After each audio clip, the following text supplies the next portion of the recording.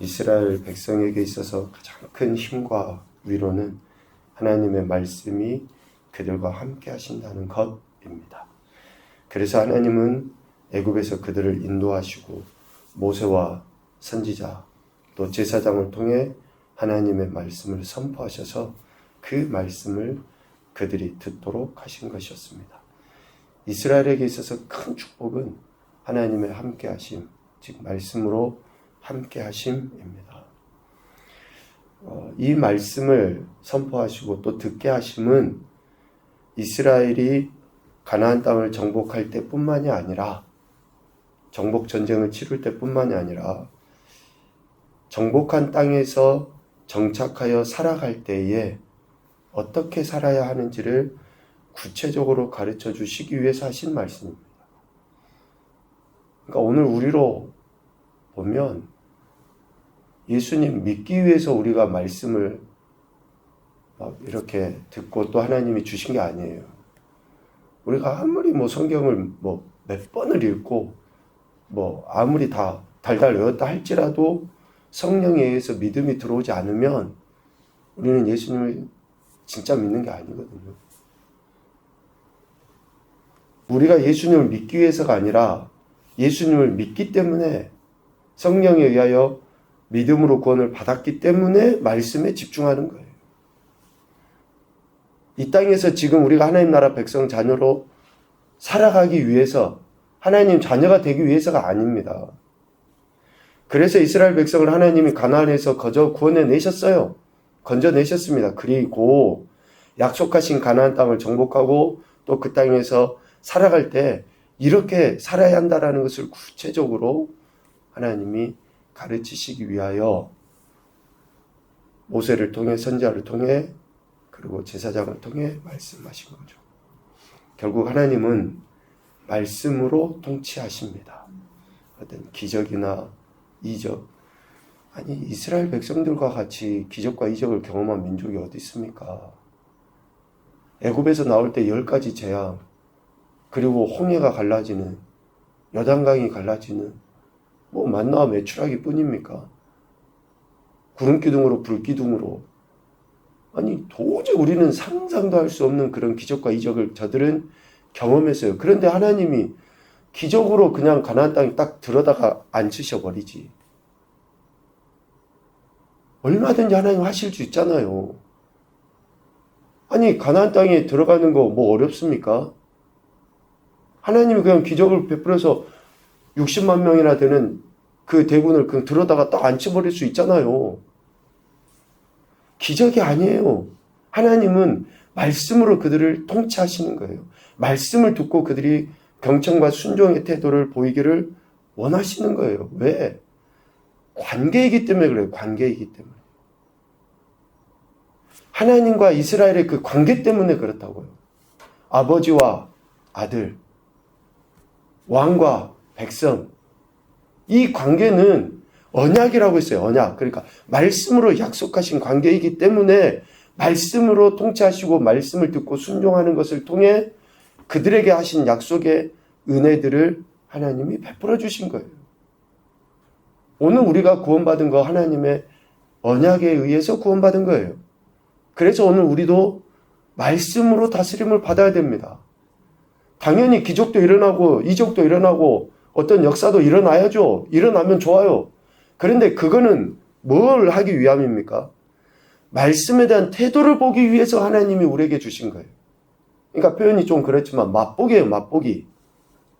기적 자체가 본류가 아니고 맛보기로 좀 보여준 거예요. 아, 하나님이 지금도 살아서 역사하시고 말씀으로 다스리시구나 라는 것을 맛보기로 보여주신 거지. 그 맛보기가 마치 전부인 것처럼, 그래서 말씀이 온데간데 없어져 버리면은 이스라엘 백성들과 같이 이후에 사사시대로 변질되어 버려요. 자기 소견에, 자기 감정에 옳은 대로 신앙생활을 하게 돼 있어요. 하나님은 말씀으로 통치하십니다. 그래서 오늘 본문 5절에 보면 레위 자손 제사장들도 살인이 일어난 그곳에 이제 보내지게 되죠. 그리로 갈지니 레위 자손 제사장들은 내 하나님 여호와께서 택하사 자기를 섬기게 하시며 또 여호와의 이름으로 축복하게 하신 자라 라고 이야기해요. 아직 구체적으로 선지자라고 하는 그 직분을 가진 자가 세워지지 않았어요. 18장 15절에서 이야기한 것처럼 하나님께서는 모세와 같은 선지자 하나를 일으키신다라고 이야기하시고 이스라엘 백성은 그의 말을 들어야 된다라고 이야기하셔요. 아직은 선지자라고 하는 자들이 구체적으로 세워지지 않는 상황에서 하나님은 제사장들을 그 역할을 대신하는 자로 세우시죠. 레위 자손 제사장들을 세워서 하나님과 이스라엘 사이에서 일하게 하시는데 그들에게 하나님 말씀을 주시고 그 말씀이 백성들에게 선포되도록 하나님은 하시는 거예요. 그 레위 자손 제사장들의 신분이 뭐냐? 종이에요, 종.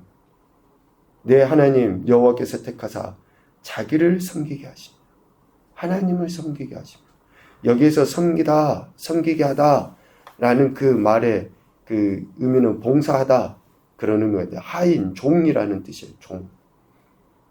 우리가 다른 사람을 또 섬기는 그런 차원하고는 다릅니다. 전적으로 종이에요. 종. 노예. 레위 자손 제사장들은 하나님의 종입니다. 하나님의 종. 오직 하나님의 말씀을 듣고 그 말씀에 가장 먼저 순종하는 삶을 살아야 될 자가 누구냐? 레위 자손 제사장이라는 거예요. 앞으로 뭐 선지자도 마찬가지입니다. 하나님의 말씀을 제일 먼저 들어요. 그리고 제일 먼저 순종해야 될 사람이 누구냐? 제사장이고 선지자예요.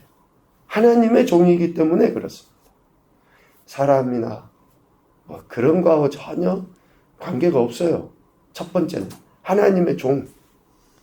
백성에게 하나님 말씀을 전하기 전에 먼저 그 말씀을 들었고 순종해야 하는 종이라는 것입니다. 레위 자손 제사장. 그리고 그들은 여호와의 이름으로 축복하게 하신 자다. 하나님의 이름으로 축복해야 될 자예요. 자신에 의해서 복이 임하거나 혹은 저주가 임하는 것이 아닙니다. 내가 기도해줘서 뭔 일이 일어났고 내가 기도해줘서 내가 축복해서 응답이 되어줬고 여러분 그런 제사장, 그런 목회자, 그런 선지자는 제발 떠나십시오. 내가 기도해줘서 된 게 아니에요. 내가 기도해줘서 축복이 임했고 내가 기도해줘서 기적이 일어났고 그렇지 않아요. 여호와의 이름으로 축복만 하는 거예요. 여호와의 이름으로 기도만 하는 거예요. 여호와의 이름으로 위로만 하고 여호와의 이름으로 하는 자가 여호와의 종이에요. 하나님을 섬기는 거고 그런 사람이 진짜 제사장이고 진짜 선지자예요. 내가 기도해줘서 복이 임하거나 혹 내가 기도 안 해줘서 저주가 임했다. 그럼 그 사람이 하나님이죠. 내가 그렇게 한 게 아니라 제사장은 선지자는 하나님께서 하신 말씀을 가감없이 그냥 전하는 거예요. 그 말씀을 들은 백성이 순종했다든지 순종하지 않았다든지에 의해서 결과가 주어질 뿐이에요. 듣고 순종하고 순종하지 않고에 의해서 결과가 드러나는 거지 마치 내가 뭐 기도하니까 그 사람이 바뀌어지고 내가 기도해서 뭔가 복이 저 사람에게 임했고 제발 여러분 그런 생각을 버리셔야지 돼요. 우리는 물론 중보도 하면서 기도하죠. 그러나 그가 하나님의 말씀을 듣고 순종하느냐 순종하지 않느냐에 의해서 하나님이 그에게 직접 복을 주시고 직접 심판도 하시고 징계도 하시는 거예요. 제사장은 오직 하나님을 섬기고 하나님의 택함을 받은 백성을 하나님의 이름으로 축복만 하는 거예요. 축복. 이 축복은 그들이 하나님의 말씀을 듣고 순종할 수 있도록 먼저 본을 보이는 것이 축복이에요. 백성들에게 축복한다라고 이야기해요. 부모가 자녀들을 축복한다고 이야기하죠. 목회자가 성도를 축복한다고 이야기하고 다른 사람을 축복한다고 이야기하죠. 이 축복은 내가 먼저 그렇게 본을 보이는 것이 축복이에요. 야, 복 받아라. 복 받아라. 이것이 축복이 아니에요. 나는 개차반처럼 살면서 복 받아라라고 이야기하는 게 그게 어디에 복이 임하겠습니까? 축복은 내가 먼저 말씀을 맡은 자가, 받은 자가, 선생이, 어른이, 부모가, 권위자가 그렇게 살아가는 거예요. 살아가는 거. 본을 보이는 거. 그리고 또 그 말씀으로 격려하고 또 순종과 불순종의 결과를 알잖아요.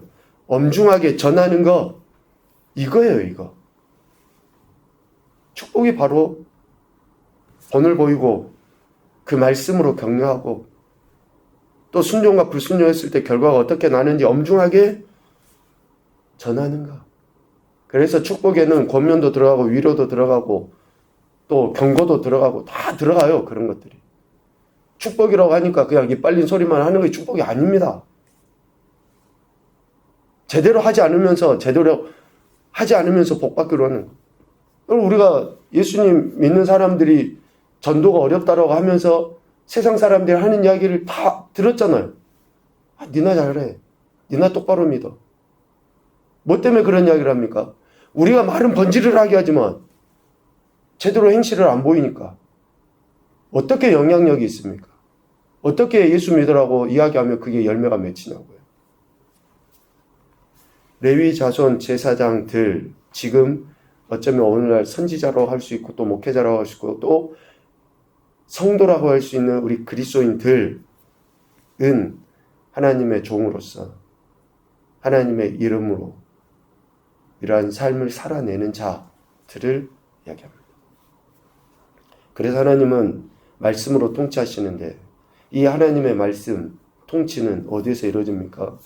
공동체에서 이루어져요. 공동체를 파괴하는 자는 공동체를 혼란하게 하고 공동체에 어떤 해를 가하는 자는 하나님의 말씀을 거부하는 자라고 할 수 있어요. 우리 18장 말미에 이야기할 때 그런 이야기를 했잖아요. 선지자는 하나님의 말씀을 전하는 거예요. 그리고 그 선지자의 말씀을 들은 백성들은 하나님의 말씀으로 받고 지켜야 돼요.